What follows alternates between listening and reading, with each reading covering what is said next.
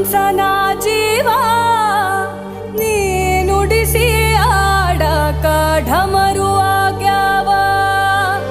ಯಾಕ ಶಿವಲಿಂಗ ನಡೆಸುತ್ತಿ ಹಿಂಗ, ಏನೇನೂ ಇಲ್ಲಯ್ಯ ನಮ್ಮ ಕೈಯಾಗ.